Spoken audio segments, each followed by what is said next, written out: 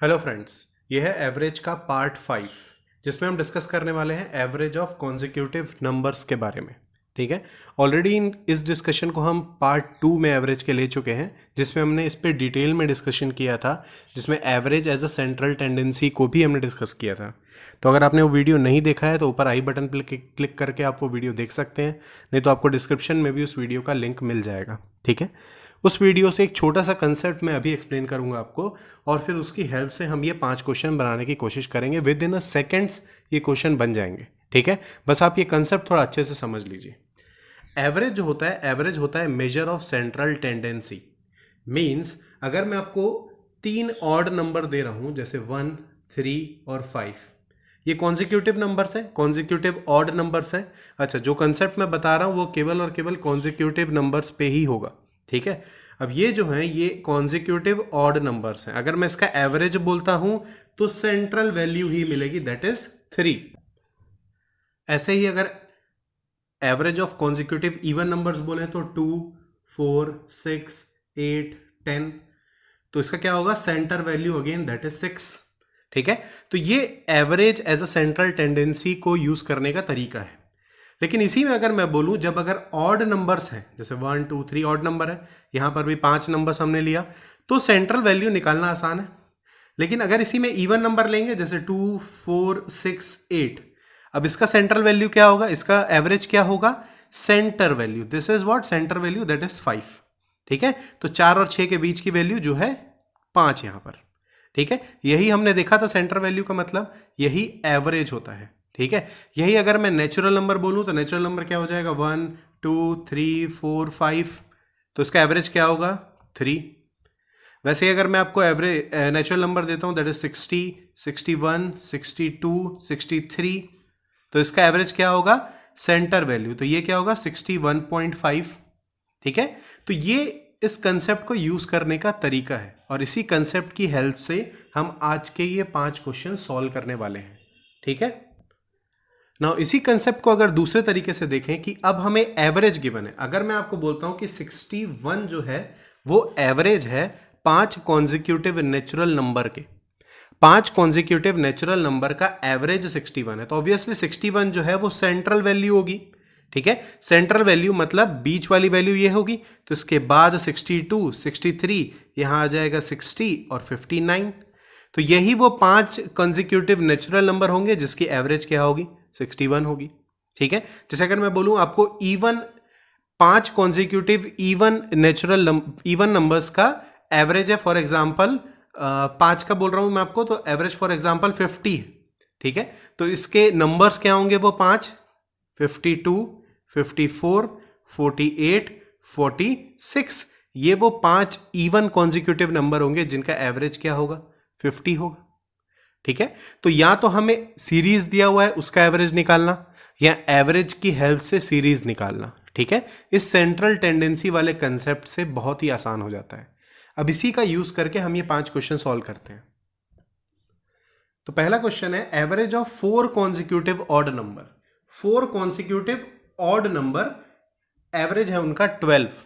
ठीक है, सो 12 जो हो गया वो एवरेज हो गया, मतलब 12 जो है वो मिडिल वैल्यू होगी। ठीक है, और ये ऑड नंबर्स की बात कर रहे हैं, तो ऑड नंबर की बात कर रहे हैं तो इसके जस्ट बाद में ऑड नंबर क्या आता है, 13 आता है। इसके जस्ट पहले ऑड नंबर क्या आता है, 11 आता है। 13 के बाद क्या आएगा, 15 आएगा। 11 के पहले क्या आएगा, 9 आएगा। तो यही वो 4 कॉन्जिक्यूटिव ऑड नंबर्स हैं जिनका एवरेज हमें क्या मिलने वाला है, 12 मिलने वाला है।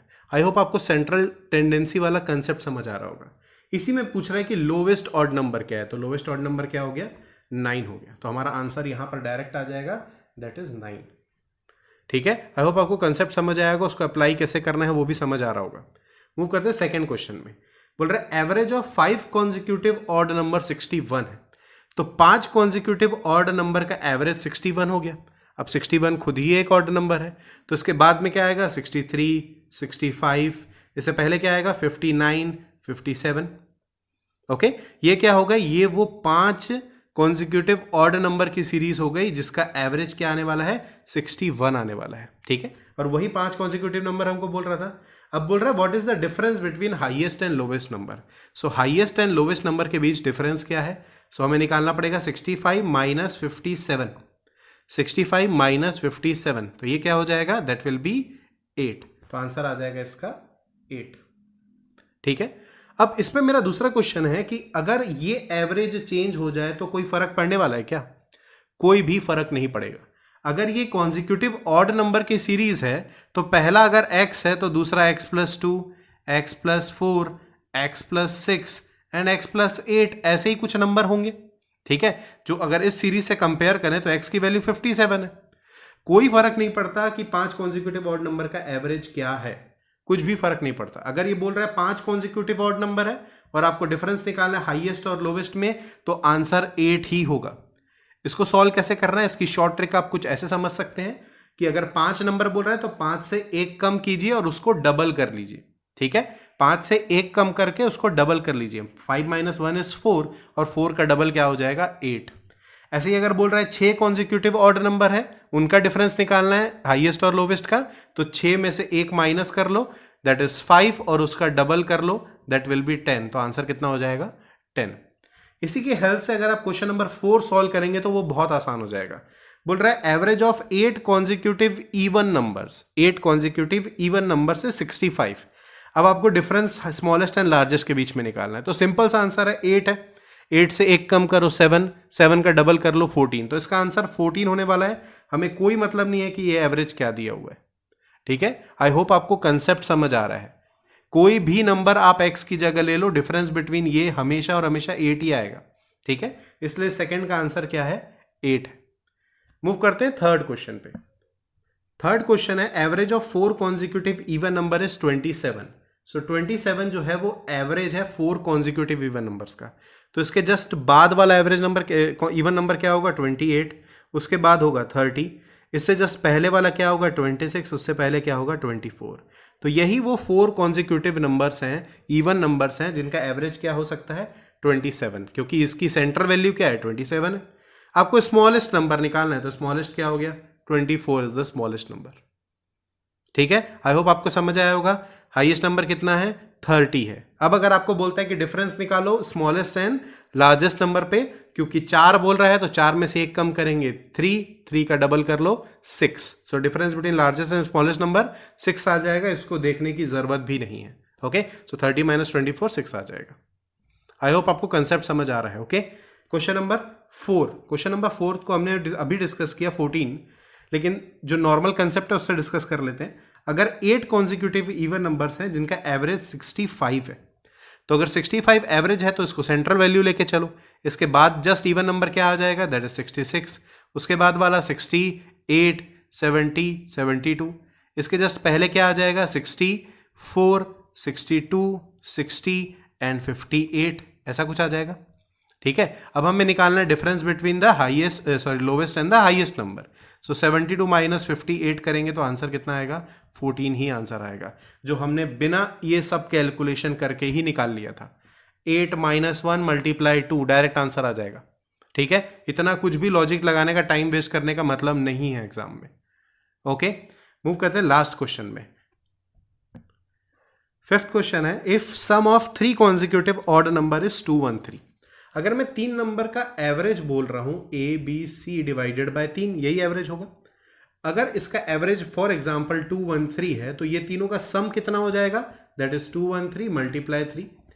एवरेज मल्टीप्लाई कितने नंबर्स हैं वही उन सारे नंबर्स का समेशन होता है, ऐड करोगे तो आएगा। तो वही हमको बोल रहा है कि सम ऑफ 3 कॉन्जिक्यूटिव ऑड नंबर कितना है? 213 है।